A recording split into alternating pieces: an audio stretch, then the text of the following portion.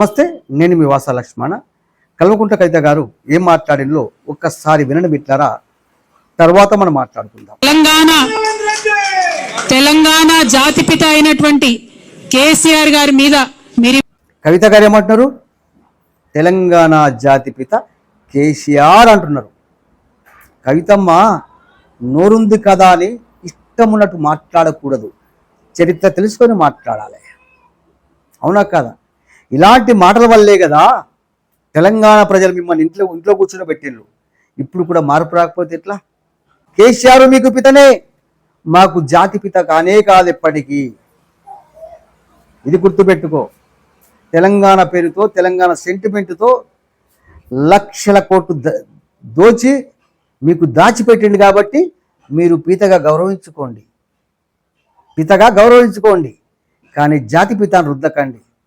కేసీఆర్ జాతిపిత అయితే తెలంగాణమై జీవించి తెలంగాణ కోసం పదవులు త్యాగం చేసి మొత్తం సర్వస్వం త్యాగం చేసిన కొండలక్ష్మి బాపూజీ గారు ఎవరు?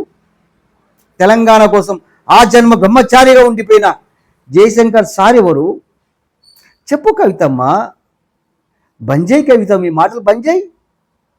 ఇప్పటికే రాజకీయంగా పతనావస్థలోకి వెళ్ళిపోతున్నావు.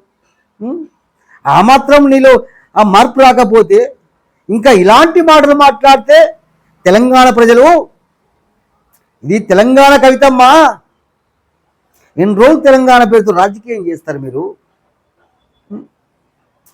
తెలంగాణ పేరు వల్ల ఒకే ఒక కుటుంబం బాగుపడ్డది మిత్రులారా, ఆ కుటుంబమే కల్వకుంట్ల కుటుంబం. కల్వకుంట్ల కవితమ్మ, మీ పితని గౌరవించుకోండి, జాతి పితాని చెప్పకండి. ఇలా ఇంకొకసారి మాట్లాడితే తెలంగాణ ప్రజలు కన్నెర చేసినాడు. ఇప్పటికే రాజకీయంగా పతనావస్థలో వెళ్ళిపోయినావు.